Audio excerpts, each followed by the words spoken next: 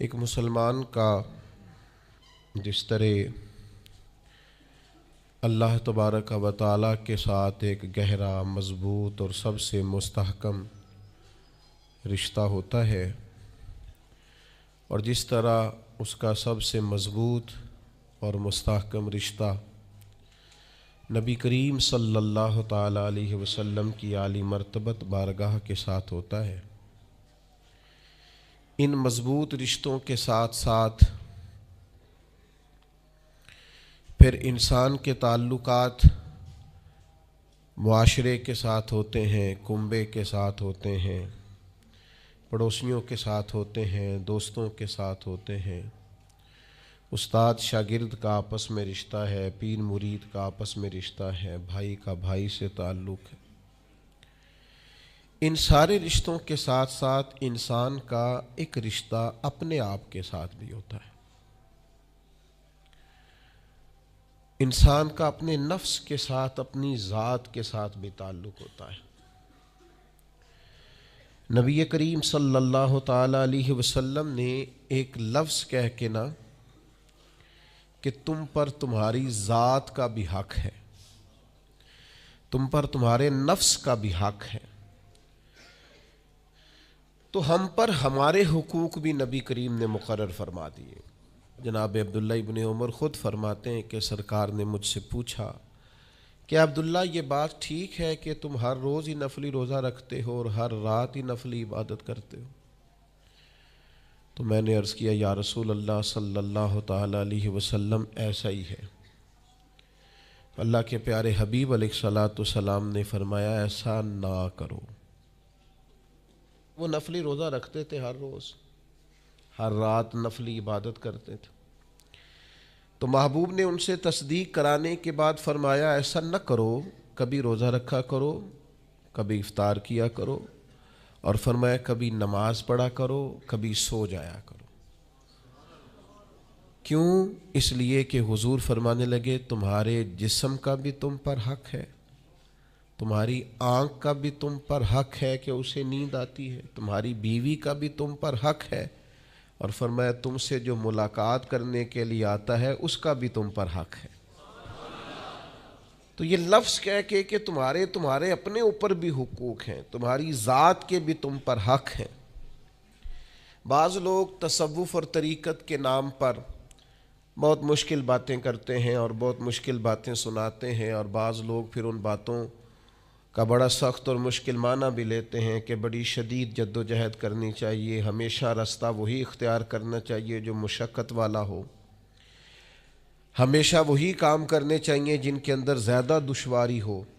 ٹھیک ہے، بعض اوقات مشقت والے کام، مجاہدے والے کام انسان کی نفس کی تربیت کے لیے بڑے اچھے ہوتے ہیں، لیکن ایسی مشقتیں، ایسے مجاہدے جو انسان کو اتنا کمزور کر دیں کہ وہ ضرورت کے جو حقوق ہیں وہ بھی پورے کرنے کے قابل نہ رہے، اس کی صحت پر ہی اثر انداز ہو جائیں، وہ آنے جانے والوں سے ملنے کے قابل ہی نہ رہے، وہ دیگر اس کے ذمے جو اس کے خاندان کے قبیلے کے بال بچوں کے حقوق ہیں وہ ادا ہی نہ کر سکے، تو اسلام اس کی بھی اجازت نہیں دیتا۔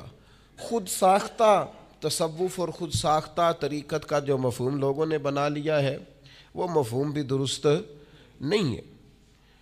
ہمارے بزرگ تھے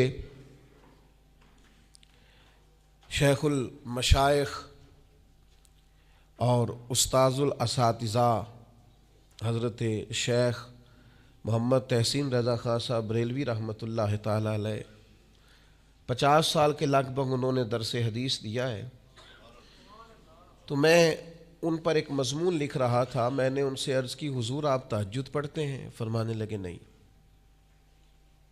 میں عشاء جماعت سے پڑھتا ہوں، اس کو بھی سالوں بیت گئے، اور میں فجر جماعت سے پڑھتا ہوں، یہ بھی میری زندگی کا معمول ہے، لیکن میں سحری کے وقت اس لیے نہیں اٹھ پاتا کہ مجھے صبح 8 بجے بیٹھ کر بچوں کو درس حدیث پڑھانا ہوتا ہے، عشاء کے بعد مجھے مطالعہ کرنا ہوتا ہے، تو میں سمجھتا ہوں یہ بھی میرے لیے نفلی عبادت ہے، لہٰذا میں رات کو بھی کتاب و سنت دیکھتا ہوں اور سارا دن بھی کتاب و سنت پڑھاتا ہوں، امید ہے میرا رب مجھے تہجد کا اجر بھی عطا کرے گا۔ عزیز دوست آپ یاد رکھیے گا، اس کو سمجھیے گا کہ ہمارے ہاں بعض لوگ بعض چیزوں کو زیادہ دشواری بنا لیتے. فلاں آدمی کو میں نے کبھی نفل پڑھتے نہیں دیکھا، یہ طریقت نہیں. کیا آپ نے اسے نفل پڑھتے نہیں دیکھا تو وہ صوفی نہیں؟ آپ یہ بتائیے کبھی فرض چھوڑتے تو نہیں دیکھا؟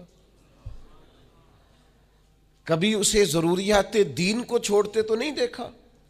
اور نفل تو ویسے بھی انسان کا رب سے ذاتی معاملہ، ہو سکتا ہے سامنے والا چھپ کے پڑھتا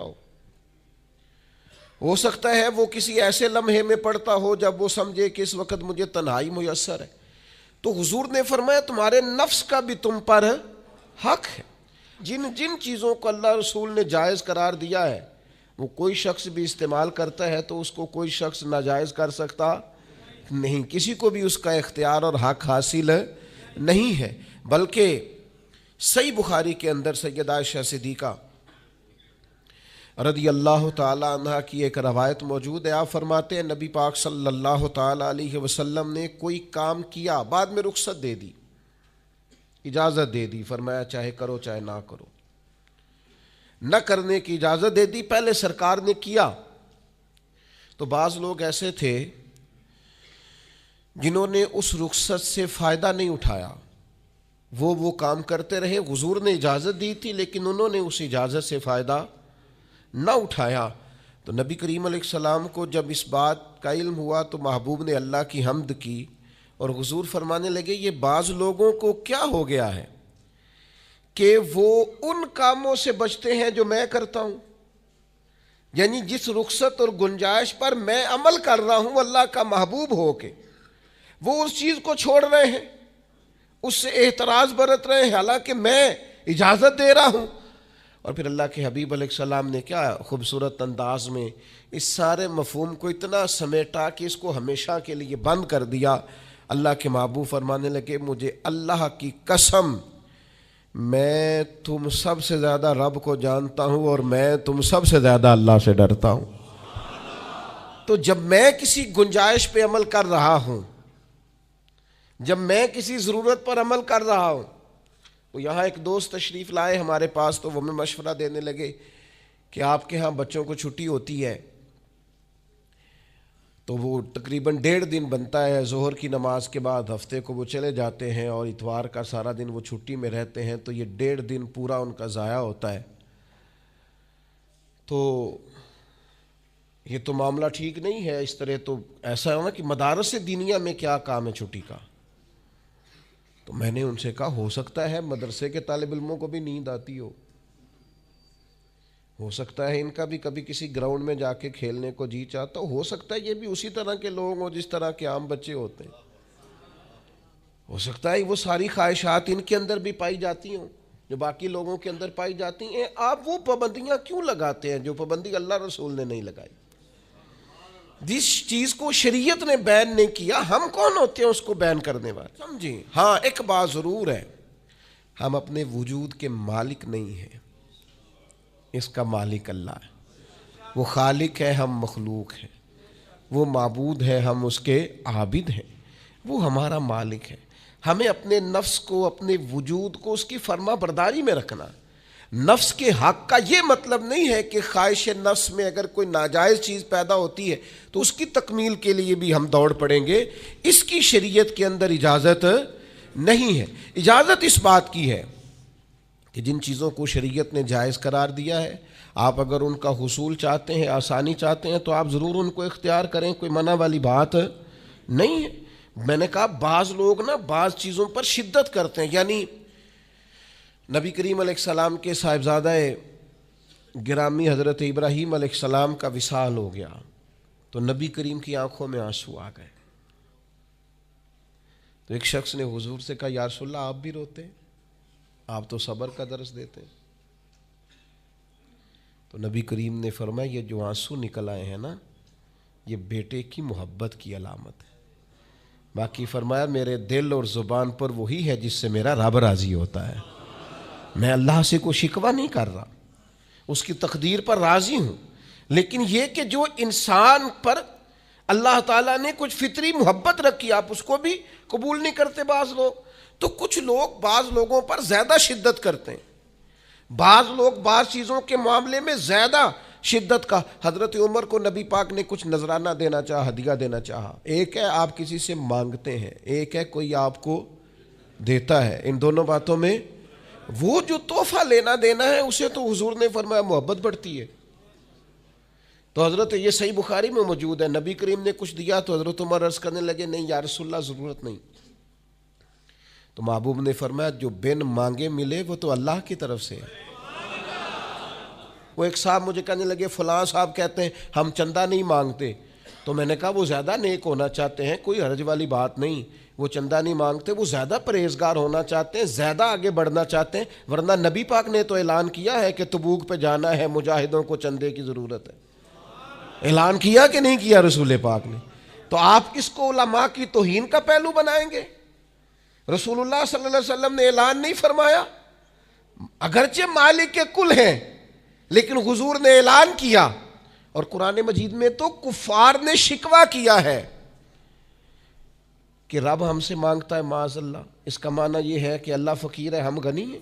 یا آپ 28ویں پارے میں دیکھ لیں کہ رب کہتا ہے قرض حسنہ دو, تو آپ کیا معاذ اللہ یہ آیتیں دے کے اللہ پر تنقید کریں گے؟ معاذ اللہ ثم معاذ اللہ نقل کفر نباشت کہ اللہ لوگوں سے کہتا ہے میرے راستے میں خرچ کرو, اور ایک جگہ نہیں جگہ جگہ کہتا ہے. آپ کچھ زیادہ نیک ہونا چاہتے ہیں, یعنی جس بات کا اللہ اعلان کر رہا ہے وَمِمَّا رَزَقْنَاهُمْ يُنْفِقُونَ, جو میں نے تمہیں دیا ہے میری راہ میں خرچ کرو, جس کا حضور اعلان کر رہے ہیں. ایک شخص کھڑا ہو گیا تھا جی ہو مولوی چندے مانگتے ہیں. او خدا کے بندے, جو کام عین کتاب و سنت میں موجود ہے, تم کو ضرورت سے زیادہ نیک ہونا چاہتے ہو تو یہ تمہارا خود ساختہ دین ہے, یہ رسول اللہ کا دین نہیں ہے, یہ تمہارا. اور لوگ ہیں کہ کہہ رہے ہیں واہ واہ بڑی بات ہے. تو اس لیے ہمارے وجود کا بھی ہم پر حق ہے. چند ایک نفس کے حقوق آج بیان کرنے. سب سے پہلا ہمارے نفس کا ہم پر حق یہ ہے کہ ہم اپنے آپ کو پہچانیں, اپنی صلاحیتوں کو پہچانیں, اپنے اوپر غور کریں. قرآن مجید نے ارشاد فرمایا کہ بل الانسان علی نفسہ بصیرہ, فرمایا بلکہ انسان خود اپنے اوپر گواہ ہے, اسے اپنا پتہ ہے. بہانے بنائے تو بات الگ ہے, یہ خود پر گواہ ہے, اسے خبر ہے. انسان عالم اصغر ہے, ہم نہ اپنے آپ کو پہچانتے نہیں, ہمیں اپنی خوبیوں کا پتہ نہیں ہوتا. یہ جو ہم استاذ کے پاس جاتے ہیں نا, یہ جو ہم مرشد کے پاس جاتے ہیں نا, وہ ہمیں نکھار کے نا تو وہ ہماری خوبیاں ہماری آنکھوں کے سامنے کر دیتے ہیں کہ یہ تمہارے اندر صلاحیت ہے. وہ تراش کے نا پتھر کو تو اسے ہیرا بنا دیتے ہیں, وہ نکموں کو کام کا بنا دیتے ہیں. وہ کیا کرتے ہیں کہ وہ ہمیں ہمارے اپنے آپ سے آگاہ کر دیتے ہیں. یعنی ہے وہی تیرے زمانے کا امام برحق جو تجھے حاضر و موجود سے بیزار کرے اور موت کی شکل میں دکھلا کے تجھے جلوہ یار زندگی تیرے لیے اور بھی دشوار کرے. وہ جو تیرا جینا اوکھا کر دینا, مشکل نہیں میں کہتا, اگرچہ اردو ہے لیکن مشکل اور اوکھا, یہ اوکھا ذرا زیادہ وزنی ہے. جو جینا اوکھا کر دے وہ درویش ہوتا ہے, جو تیرے لیے مشکل کر دے. بھائی اپنے آپ کو پہچانے, اپنے اوپر غور کریں. اللہ تعالیٰ نے بنایا ہے اور بنانے والا کہتا لقد خلقنا الانسان فی احسن تقویم. بنانے والا کہتا ہے میں نے تجھے بڑی بہترین ساخت میں بنایا. او انسان میں نے تجھے بڑا ہی سونا بنایا.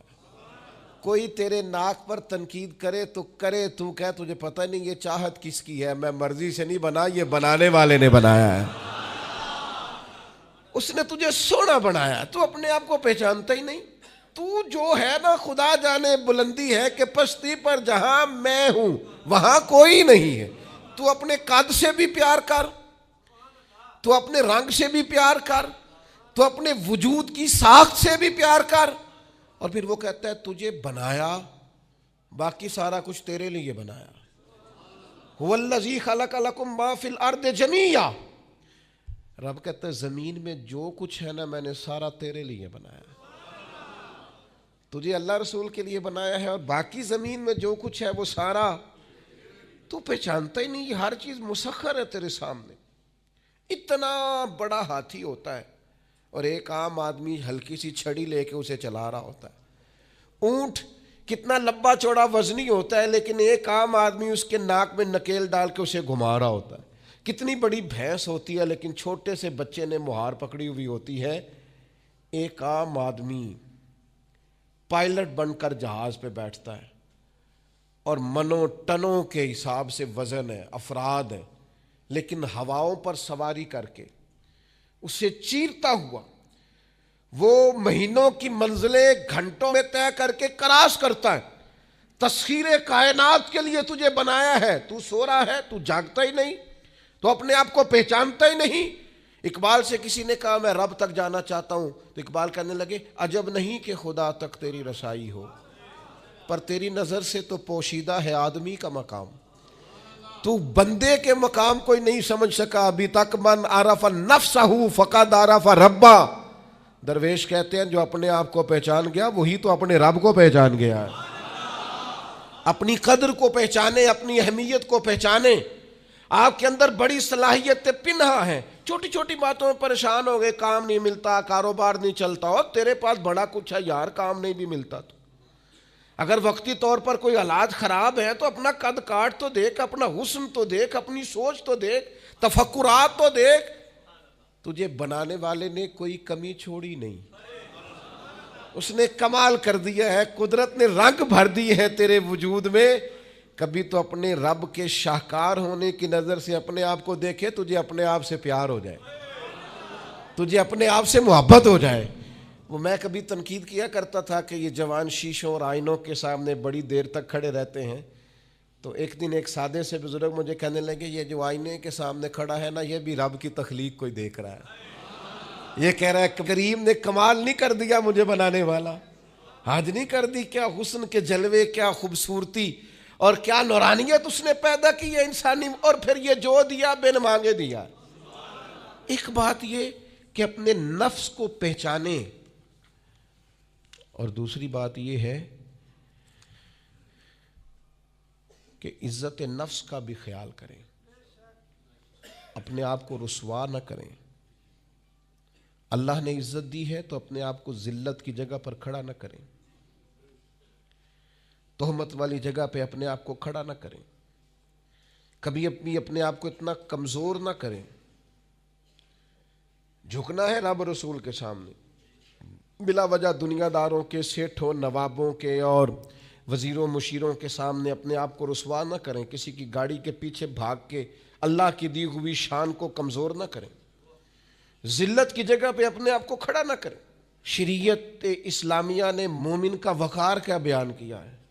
رب کریم نے فرشتوں سے جب مشورہ کیا تھا نا بندہ بنانے کے لیے، انسان کی تخلیق کے لیے، تو وَإِذْ قَالَ رَبُّكَ لِلْمَلَائِكَةِ إِنِّي جَاعِلٌ فِي الْأَرْضِ خلیفہ. اللہ نے فرشتوں سے فرمایا میں زمین پہ اپنا نائب بنانا چاہتا ہوں.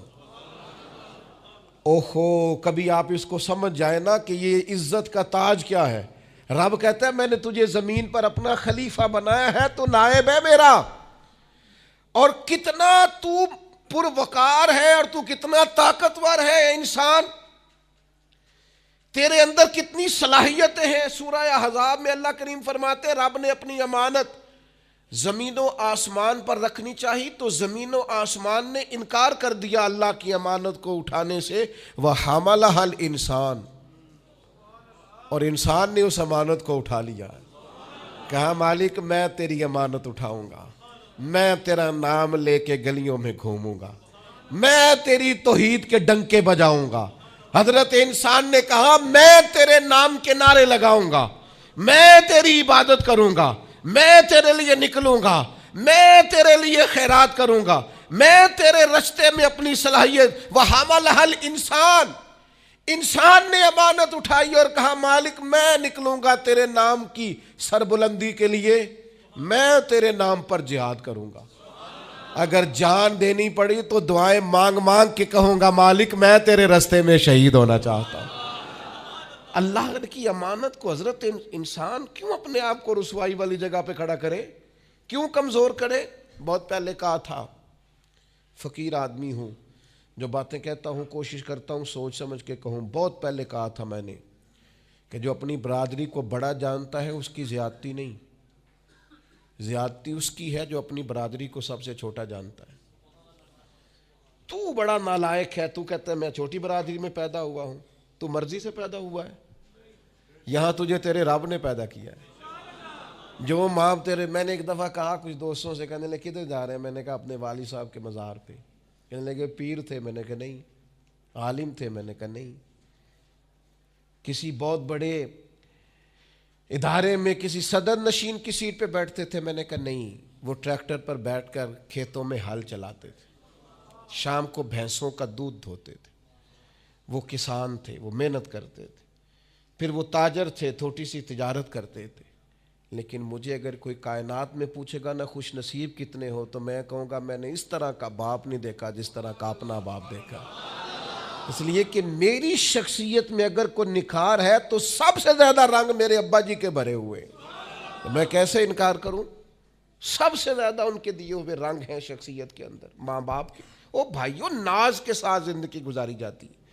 کبھی اپنے آپ کو رسوائی والی جگہ پہ کھڑا نہ کریں، کبھی اپنے آپ کو کمزور نہ کریں، مضبوط رہیں، طاقتور رہیں. اور تیسری بات، ایک تو اپنے نفس کو پہچاننا ہے، دوسرا اپنی عزت کرنی ہے. کس کی عزت کرنی ہے؟ اپنی عزت کرنی، تکبر نہیں کرنا، اپنی عزت کرنی ہے. عربی کے کسی شاعر نے کہا تھا جو اپنی عزت نہیں نہ کرتا اس کی عزت بھی کوئی نہیں کرتا. اب وہ آپ نے ایک عام محاورہ سنا ہوگا، اپنی عزت بندے کے اپنے ہاتھ میں ہوتی ہے. اس کا معنی کیا ہے؟ آپ کبھی بھی کوئی ایسا کام نہ کریں جس سے آپ کی ذلت ہو. آپ اپنی عزت کریں، آپ اپنی تکریم کریں، آپ اپنے وقار کو بلند رکھیں. آپ کبھی بھی اپنے لہجے کو، معیار کو کمزور نہ ہونے دیں. آپ فکری توانائی کا ہمیشہ مظاہرہ کریں، طاقتور رہیں، کمزور نہ پڑے کبھی بھی. اور تیسرا یہ ہے کہ اپنے نفس کی تربیت کریں. جس طرح انسان اپنے وجود کی نشو و نما کرتا ہے نا، وہ کہتا ہے یہ کھاؤں گا تو طاقت ہوگی، یہ کھاؤں گا تو بیمار ہوں گا، یہ کھاؤں گا تو میں فریش رہوں گا، یہ کھانے سے میری طبیعت میں درد ہوگی. اسی طرح وہ اپنی تربیت کرے، اپنی نشو و نما کرے، اپنی روحانی تربیت پر توجہ دے. وہ دیکھے یہ کام کرنے سے میری طبیعت گناہ کی طرف مائل ہوتی ہے، اس بری صحبت میں بیٹھنے سے میرے اندر بعض بری چیزیں آتی ہیں، اس کے پاس بیٹھنے سے سوچے میری گدلی میلی کچیلی ہوتی، اور اس شخص کی صحبت جو ہے وہ مجھے تازہ کرتی ہے، اللہ کے قریب کرتی. تربیت نفس پر توجہ دیں، اپنی باطنی کیفیات کو ملاحظہ کریں. اپنی تربیت سب سے زیادہ انسان خود کر سکتا ہے. بل الانسان علی نفسہ بصیرہ، انسان خود اپنے اوپر گواہ ہے. وہ خود محسوس کرے کہ کہاں کہاں میرے اندر غلطیاں ہیں، کہاں کہاں میرے اندر کمزوریاں ہیں. وہ ان ساری چیزوں پر متوجہ رہے. ڈاکٹر نے دوائی دینی ہوتی ہے، اور دوائی دینے کے بعد وہ کہتا ہے یہ نسخہ ہے اور یہ کھانے کی ترتیب ہے اور یہ آپ کی پرہیز ہے. اب مریض کہے کہ جناب ڈاکٹر صاحب کوئی نظر کریں آپ تاکہ میں نہ نظر سے ٹھیک ہو جاؤں، تو ڈاکٹر کہے گا میری نظر یہی ہے جو میں نے نسخہ لکھا ہے نا، یہی نسخہ ہے، یہ دوائی کھائیں. یہ وہ لوگ آتے ہیں پیر صاحب کے پاس، کہتے ہیں کوئی نظر کریں میں نیک ہو جاؤں. بھی پیر صاحب نے نسخہ بتایا نا، 5 نمازیں پڑھو، نماز کے بعد یہ والا ذکر کرو. پیر صاحب نے بتایا نا اس کام سے پرہیز کرو، تو آپ ان بات مانیں انشاءاللہ اللہ شفا عطا فرمائے گا. آپ اس نسخے پر، وہ پیر فیض الحسن شاہ صاحب رحمۃ اللہ علیہ آل مہار شریف والے فرمایا کرتے تھے، مرید کہندے نے سانو نمازاں نہ پڑھاؤ، اللہ اللہ نہ کراؤ، ایویں ہی پہنچاؤ. تو کہتے ہیں یہ ایویں والا کام ہو سکتا؟ ہاں، جو شریعت کے احکام ہے وہ تو سارے کرنے پڑتے ہیں. اور پھر لوگوں کو نا ایسے موقع پہ بابا بلے شاہ جی یاد آ جاتے ہیں. کہتے بلے شاہ نو مرشد ملے ہے تے انہیں ایویں ہی جا بخشایا ہے. او نا 300 پہلی زمین ہوندی سی بابے بلے شاہ دی، انہیں ساری دیتی دی اللہ دی راہ وچ. ایویں جڑا جے نا وہ اے والا ایویں جے. نیرا شیر نہ پڑھو، پیچھے پلٹ کے دیکھو تو صحیح اس شخص نے کمال کیا کیا کیا ہے. مجھے اتنا نظر آ رہا ہے وہ بلے شاہ نو مرشد ملیا جنہیں ایویں ہی جا بخشایا، وہ ایویں ہی ان کی عاجزی ہے، وہ ان کی عاجزی ہے، وہ انکساری ہے. وہ کہتے ہیں کہ مجھے بہت زیادہ مشقت نہیں کرنی پڑی، ایک ہی مرشد سے سارا کچھ مل گیا ہے. یہ اس بات کا ترجمہ ہے، اس کی تشریح ہے. من مانی باتیں، من مانی آپ تربیت اپنی کریں, اپنے اوپر غور کریں. اور چوتھا, ہمارے نفس کا ہم پر حق یہ ہے کہ اپنے نفس کا احتساب کریں, اپنے نفس کو اللہ کی رضا کے مطابق ڈھالیں, اس کا محاسبہ کریں. جو لوگ حساب کتاب نہیں نہ رکھتے, ہمارا ادارہ ذرا بڑا ہوا ہے تو ہم نے اسپیشل اکاؤنٹ میں پکا بندہ رکھ لیا ہے. پہلے ایک دوست کام کرتے تھے رضا کارانہ طور پر, شام کو بیٹھتے حساب کتاب کر دیتے. کمیٹیوں میں ایک شخص کیشیئر ہوتا ہے. پھر اب ادارہ بڑا ہو گیا, نظم بڑا ہو گیا, کام بڑا ہو گیا. اب وہ ایک آدمی شام کو اگر بیٹھے گا تو کرے گا نہیں, تو مستقل ایک صاحب ہیں جو ڈیوٹی کرتے, نظام کو دیکھتے. کیونکہ اگر حساب کتاب نہ رہے تو چیزیں ٹھیک چل سکتی. سب سے زیادہ وہ تاجر ناکام ہوتا ہے جو کمائی کرے اور خرچ کا حساب ہی نہ رکھے, جس کو پتہ ہی نہ ہو آمدن خرچ میں بیلنس کیا ہے. اس لیے حضرت عمر رضی اللہ تعالیٰ عنہ ارشاد فرماتے ہیں, اپنا حساب کرو اس سے پہلے کہ قیامت میں تمہارا حساب کیا جائے. اپنے نفس کا محاسبہ ضرور. ہم نہ ساری زندگی دوسروں کا حساب کرتے رہتے ہیں, فلاں کہاں سے کماتا ہے, کہاں کھاتا ہے, کہاں پہنچ گیا, کون سی سیاست کی, کس کے پاس اٹھتا بیٹھتا ہے, کہاں سے آتا جاتا ہے, چلاک بڑا ہے, فلاں سے مل گیا. اور ساری زندگی دوسروں کا خیال رکھتے گزر گئی. اس سے زیادہ بھی کبھی اپنا رکھا ہوتا نا, تو بات کہاں سے کہاں پہنچ جاتی. محاسبہ نفس کرنا, اور کتنا کرنا ہے, اس نفس کو قابل بنانا ہے. حضرت سیدنا عبداللہ ابن سلام رضی اللہ تعالیٰ عنہ نے لکڑیوں کا گٹھا, پرانے زمانے کے اندر ایندھن لانا, لکڑیاں اکٹھی کر کے لانا, یہ بھی روزمرہ کی ڈیوٹیوں میں سے ایک ڈیوٹی ہوتی تھی. وہ ڈیوٹی آج کل ہم ماہانہ گیس کا بل دے کے پوری کرتے ہیں. یہاں اب بھی اس کی ایک صورت ہمارے پاس ہے کہ بہت سارے لوگوں نے سلنڈر اٹھائے ہوتے ہیں, گیس بھروانے جا رہے ہیں. تو اس سے کچھ عرصہ پہلے یا آج بھی دیہی ماحول کے اندر بعض لوگ شام کو لکڑیاں اکٹھی کر کے لاتے تھے کہ وہ آئیں گی تو کھانا پکے گا ایندھن کے لیے. حضرت عبداللہ ابن سلام رضی اللہ تعالیٰ عنہ لکڑیاں اپنی پشت پہ رکھے ہوئے ہیں, گھر کی طرف آ رہے ہیں. تو ایک شخص نے آپ سے کہا کہ جناب حد ہو گئی, گھر میں بیٹے بھی موجود ہیں, غلام بھی موجود ہیں, اور آپ یہ کام خود کر رہے ہیں. تو حضرت عبداللہ ابن سلام فرمانے لگے, بیٹے بھی موجود ہیں اور غلام بھی موجود ہیں, اور ایک بات اور بھی شامل کر رہا ہوں, اللہ کے فضل سے میرے بچے اور میرے خادم میرے فرما بردار بھی ہیں, بات بھی مانتے ہیں. لیکن فرمانے لگے میرا نفس نہ تھوڑا بڑا ہو گیا تھا. یہ مجھے کہہ رہا تھا تو بہت بڑا آدمی ہو گیا ہے, تو بہت بڑا شخص ہو گیا, تیری بڑی شخصیت ہو گئی ہے. فرمایا یہ جو ذرا لکڑیوں کا گٹھا پشت پہ رکھا ہے نا, یہ رکھا پشت پہ ہے, لیکن ذرا حساب اپنے نفس کا کر رہا ہوں, محاسبہ نفس کر رہا ہوں, اسے سمجھا رہا ہوں کہ اتنا بڑا ہونے کی ضرورت. ہمارے بزرگ فرمایا کرتے تھے آخر تک اپنے استادوں کی بارگاہ میں حاضری دینی ہے. میرے اسا فرمایا کرتے آخر تک اپنے مشائخ سے جڑے رہنا ہے, آخر تک اپنے اساتذہ کے پاس آنا جانا. کچھ لوگ بے نیاز ہو جاتے ہیں نا, خود عالم ہو گئے اب استاد گئے, خود بڑے ہو گئے اب گئے. کہتے تھے آخر تک جانا, اس لیے کہ بعض لوگوں کے پاس جانے سے انسان کو لگتا ہے کہ نہیں مجھ سے بھی بڑے موجود ہیں. ان کے پاس بیٹھنے سے احساس ہوتا ہے کہ میں اتنا بڑا نہیں ہوں. اور بڑا بھی ہمیشہ وہی ہوتا ہے جس کا کوئی بڑا ہوتا ہے, جس کا کوئی بڑا نہیں وہ کیسے بڑا ہوگا. تو اللہ تعالیٰ نے بھی ہمیں قرآن مجید کے اندر یہ حکم دیا, یا ایھا الذین آمنوا اتقوا اللہ ولتنظر نفس ما قدمت لغد. اے ایمان والو اللہ سے ڈرو اور ہر جان حساب کرے, محاسبہ کرے, دیکھے کہ اس نے کل کے لیے آگے کیا بھیجا. کل کے لیے اس اپنا حساب کرنا ہے, محاسبہ نفس کرنا ہے. یہ نفس کا حق ہے. جس طرح کپڑے میلے ہو جاتے ہیں تو آپ پریشان ہوتی ہیں کہ یار یہ میلے ہو گئے بدلنے چاہیے. جوتے ٹوٹ جاتے ہیں تو آپ خیال کرتے ہیں یار مجھے آنا جانا ہوتا ہے, یہ مجھے ٹھیک کرنے چاہیے. تو نفس پر میل کچیل چڑھ جاتی ہے, لوگ حساب ہی نہیں کرتے. باطن سارا گدلا ہو جاتا ہے, لوگ حساب ہی نہیں کرتے. اندر سارا کمزور ہو جاتا ہے, حساب ہی نہیں کرتے. اس نفس کا حساب کرنا ہے, محاسبہ کرنا ہے. اس کا بھی حق ہے. جس طرح آپ کے جسم کا حق ہے کہ لباس ٹھیک ہو, جوتے ٹھیک ہوں, آپ نے غسل کیا ہوا ہو, اس طرح آپ کے نفس کا بھی حق ہے. اس کا حق کیا ہے کہ اسے اتنا ٹھیک کر دے, اتنا محاسبہ کریں, اتنی اس کی عادات بہتر کریں کہ وہ رب کی رضا کے مطابق ڈھل جائے, اللہ رسول کی رضا کے مطابق دھل جائے, نکھر جائے, صاف ہو جائے. اس طرح کا ہو جائے کہ جب دنیا سے جانے لگے تو آواز آئے, یا ایتھا النفس المطمئنہ اے نفس مطمئنہ ارجعی الی ربک راضیۃ مرضیہ، لوٹ اپنے رب کی طرف، تو اپنے رب سے راضی ہے اور تیرا رب تجھ سے راضی ہے۔ اس نفس کو اللہ کی رضا کے مطابق ڈھال دیں۔ حضرت ابراہیم ابن ادم رحمۃ اللہ علیہ ایک دن مریدوں کے بیچ بیٹھے ہوئے تھے، فرمانے لگے دنیا میں جو کچھ ہوتا ہے میری مرضی سے ہوتا ہے۔ تو سارے مرید آپ کی طرح کے عقیدت مند تو نہیں نہ ہوتے چپ کر کے سن لیں، کچھ سوچتے بھی ہیں، ان کا دماغ فوری طور پر تنقید کی طرف بھی مائل ہوتا ہے۔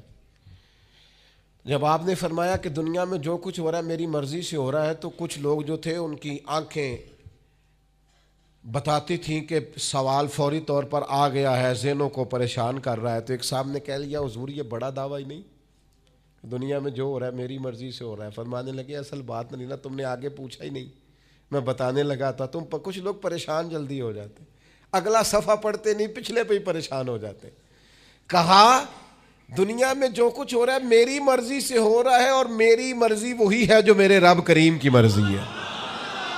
میں نے اپنی مرضی اللہ کی مرضی میں فنا کر دی ہے، لہذا جو کچھ بھی ہو رہا ہے چونکہ میری مرضی وہی ہے جو میرے یا ایتھا النفس المطمئنہ ارجعی الی ربک راضیۃ مرضیہ، اے نفس مطمئنہ لوٹ اپنے رب کی طرف، وہ تجھ سے راضی ہے اور تو فادخلی فی عبادی، آجا میرے خاص بندوں میں داخل ہو جا، وادخلی جنتی، آنا میں نے تیرے لیے جنت تیار کی ہے، میری جنت میں داخل ہو جا۔ لیکن کیا کرنا ہے؟ نفس مطمئنہ، کون سا؟ ایسا نفس تیار کرنا ہے جو اللہ سے راضی ہو اور اللہ اس سے راضی ہو۔ اس کا محاسبہ کر کے اس طرح کا بنا لیں کہ یہ اس طرح کا ہو جائے کہ جس طرح اللہ اس سے راضی ہے اور یہ